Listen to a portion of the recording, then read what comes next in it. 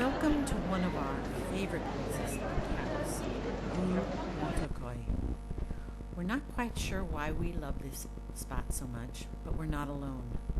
Almost all of Paris ends up coming by this street at least a few times a year. And there's no wonder why. Your apartment will be situated in a quiet little side street just off of this thoroughfare. It's perfectly positioned, a comfortable pied-à-terre with a simple double bedroom. Sorry about the lighting here. I didn't have extra spotlights and it was a rainy day. But here's your double bedroom. Here's a WC and a washing machine. That's handy. The sink with a place for your toiletries and a modern shower. It's the equipment you need to go out and learn to get to know this wonderful city. And speaking of equipped, here's a modern kitchen, well stocked with dishes. There's a food processor, a mini vac, coffee machine, hot pot, toaster, all the normal kinds of conveniences that you'd like to have. There's even a dishwasher, a full oven, and tucked underneath that kitchen bar is a microwave, perfect for heating up Paris delicacies you pick up. But what we love about this apartment isn't its clean, modern convenience. It's what's outside. Let's look out your French doors and see what there is to see. There's the quiet street that you'll be living on. This is a rainy day, but on a sunny day, you'll wander down into our favorite street, Rue Montorgueil.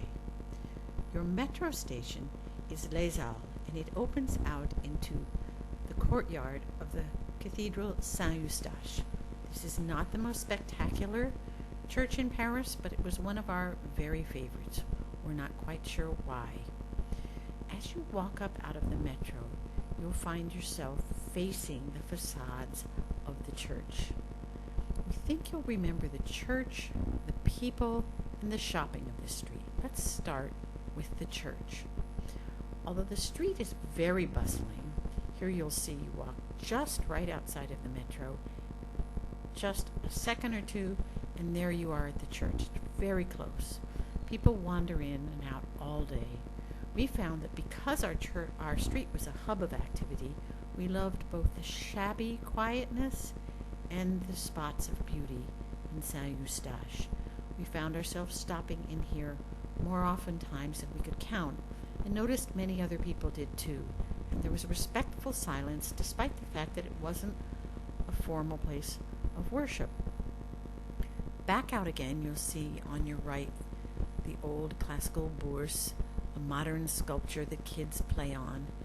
This big expanse used to be Paris's largest open market.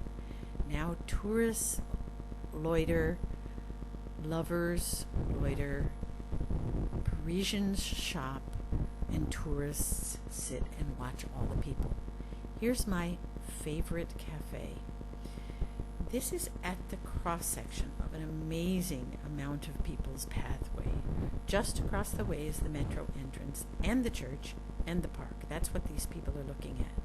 But as you'll notice, there's lots of people going into the street. We used to sit here in the evenings. We were on a budget, so we cooked our supper in our apartment just a block or so away and then came down for a gorgeous dessert and watched all of fashionable Paris and everyday Paris. When we were tired of that, we could have rented a bike. Paris has a wonderful new program where bike rentals of this sort are practically free, and they're almost everywhere.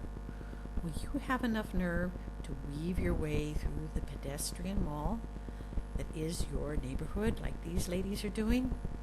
If you're not quite that brave, maybe you'll just shop for some tourist gear. We have that on our street. We have gelati of almost every imaginable flavor. Here's a sushi bar and a roast chicken. Here's your local supermarket and a great hardware store just after that. I can't begin to explain all the wonderful stores that you're looking at right now. When you're tired of playing the tourist, you can sit at a cafe like this where the shabby chic glamour is more than enough entertainment and the sense of Paris overcomes you. The variety of merchants and people on this one street may make you willing to stay here the entire 2 weeks. Of course you won't. You'll visit all kinds of places in Paris. But none will be as entertaining as the stories of the people on the Rue Montorgueil. For instance, there's this lady over here on the left. Do you think she's a Parisian or a local here on the street? Has she come to buy some cheese and fish, or does she live here? And then there's these two fellows coming up. They look like they're up to no good. But wait a minute. One of the up to no good nicks. Turns out he's either helping out or a part of the group of gelato eating ladies. There's all kinds of stories here on this street.